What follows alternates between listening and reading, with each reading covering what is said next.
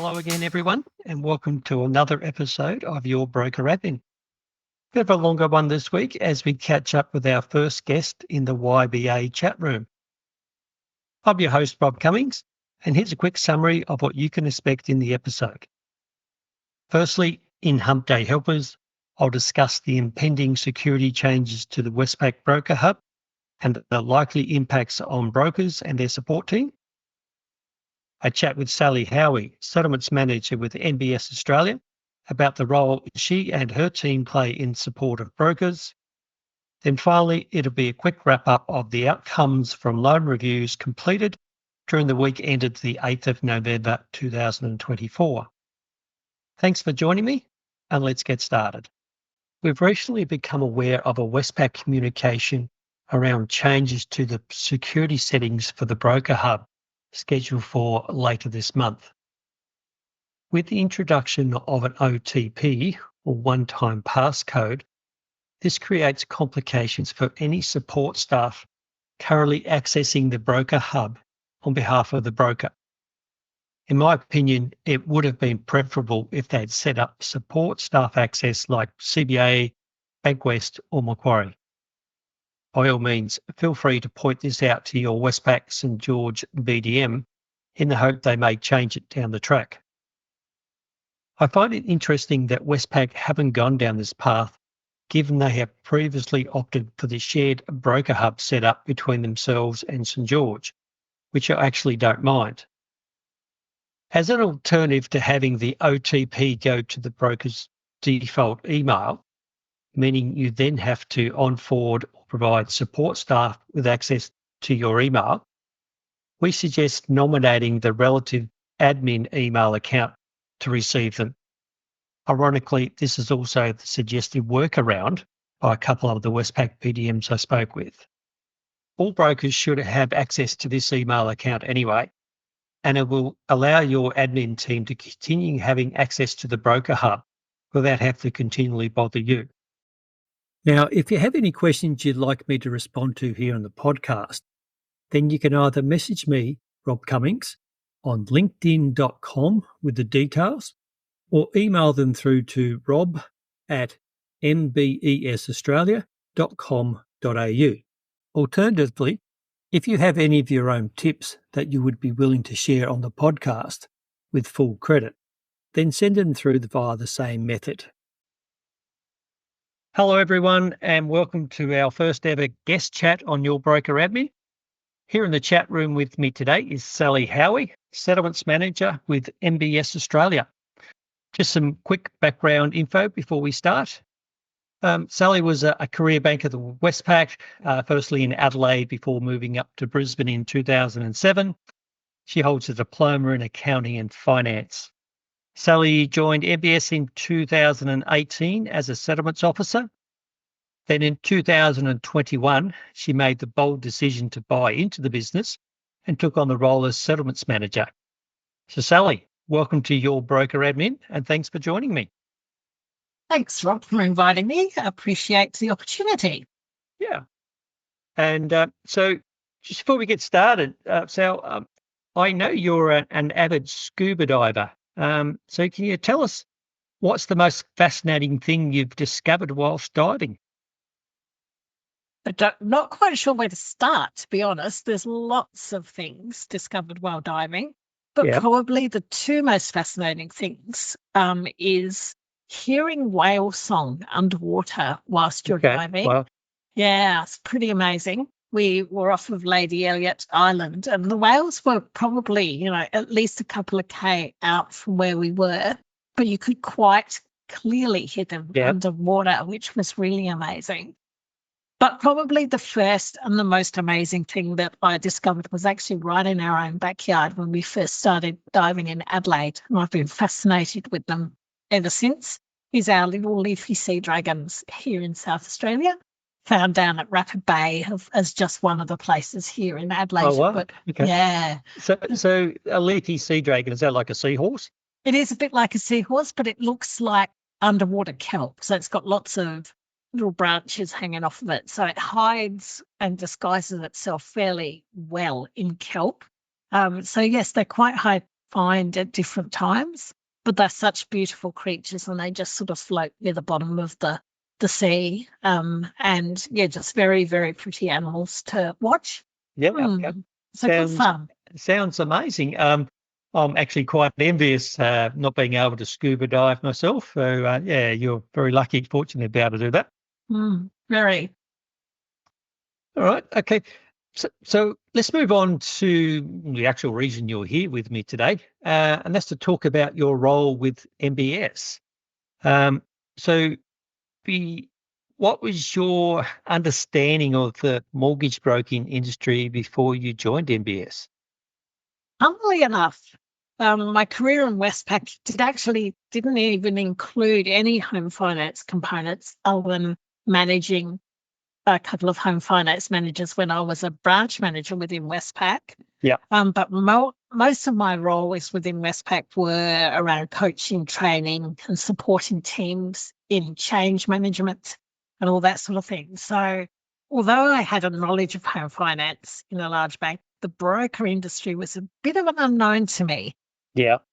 I understood it a bit more when a friend and colleague set up her own successful broker business. And for a while, I sat next to some business development managers in Queensland, which was a real eye-opener. And they were looking after Queensland brokers. But I've got to admit, I was pretty naive. Let's just say I learned pretty quickly. My overall banking knowledge held me in good stead with my accounting skills. Let's just say numbers and admin are my thing. Yeah. Okay. That's great. So so since you've come out of the banking world and into the broking world, are there any myths or misconceptions from the broker side of what actually happens with settlements? Yeah, there's probably a few, but probably the biggest misconception brokers have these days is that because we have PEXA, settlements will look after themselves. And certainly in some instances that can be the case, but it's also quite a big time of uncertainty for our clients. They sort of need reassurance that all is travelling okay towards settlement, and they need help understanding what happens next. Yeah. Clients also think that once they have an approval, there is nothing more they need to do. True. Obviously, this is far from the truth, as there's lots of paperwork to be completed. So, and follow up, and there's lots of things that clients don't necessarily provide. So that becomes a bit of a challenge. Yeah. Also, from a conveyancer perspective, they like to be communicated with along the way. So communicating with them and letting them know when the loan is approved, when the documents go back, and just sort of keeping up with them generally, keeping in touch with them generally helps. And they really appreciate that too. Yeah, sure. Lots of things can go wrong, and usually at the last minute. So, Good. Yes. Yeah. So I guess, for example, last week I spent a couple of hours sorting out a settlement where a refinance and equity release was settling simultaneously with a purchase. The PEXA worksite bases hadn't been linked from the lender's end, so the conveyancer could see part of it, but not all of it. And also the incorrect outgoing lender had been invited to the settlement for the refinance. Okay, not helpful.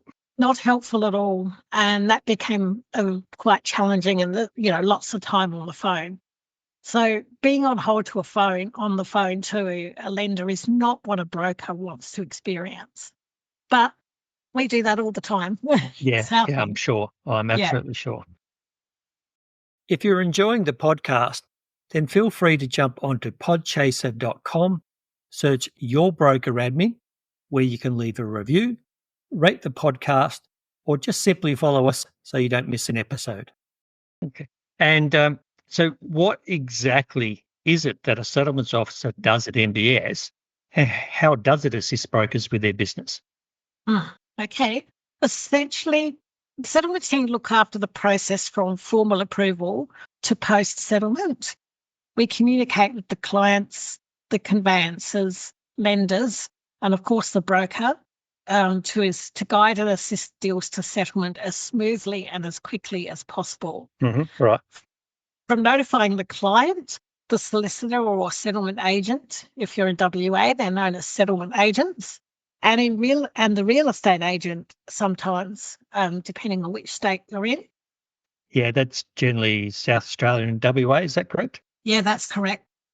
So we notify all of them of the approval, and then we're obviously following up the clients with supporting documents and document signing, and anything else that is outstanding. All right. Yep. The other piece that we do, I guess, when we've talked a little bit about purchases and conveyances, but when we do refinances, we do a lot of preparation, submission, and follow-up of the discharge requests, which is very handy, particularly for a broker, because they won't necessarily follow up the discharge request. And quite often by doing that, we can bring settlement forward. Yeah. So if we keep following it up and we can get a settlement quicker than the 21 days that they all seem to quote. There are some lenders that will not budge on the 21 days, but, if we proactively chase them, sometimes we can get a settlement quicker. Yeah. And we obviously understand the implications of a settlement occurring on the first of the month as opposed to the last day of the month. Yeah, it's quite significant, isn't it? Mm-hmm. Yeah, it's quite a push at the end of the month to get those last minute ones through. Yeah. Yeah. So anything else? Yeah. Yes, we keep clients and brokers up to date when settlement is ready to book. Advise once settlement is booked and check in with the clients to make sure they have their contribution in the right place. And okay, yeah. Yeah, that becomes another bit of a pain point, is that where they've nominated for any shortfall to come from, and we get lots of questions around that as well. Yeah, I have to say I have experienced that scenario myself. Yeah. So then once settlement has occurred, we check in with the lender to reconfirm with them that everything has been set up as it should. And we also let the clients know all the account details, including when their first repayment is due and where it's direct debited from, if that's been set up. Yeah. You might be surprised at how often a loan settles on the incorrect interest rate or repayments are set up incorrectly. So there's a bit of chasing around to be done there too, so that the client gets the correct information and we don't reach first repayment and there's suddenly no funds in the account or something along those lines. Yeah, true. Yeah, that's yes, that's very embarrassing when that happens. Yeah. Yep. So that's the other bit we do, which we've just started doing, to be honest, is now that we're doing reviews, we've actually got brokers who are using the whole of our service from, processing through to settlements. And then we're going through into the review space. So we set up the annual review settlement. So the annual review, we set that up, whether that be in a spreadsheet or in Broker Engine or whatever system the broker is using, so that when our team actually comes to complete the review, they've got the correct information to start with.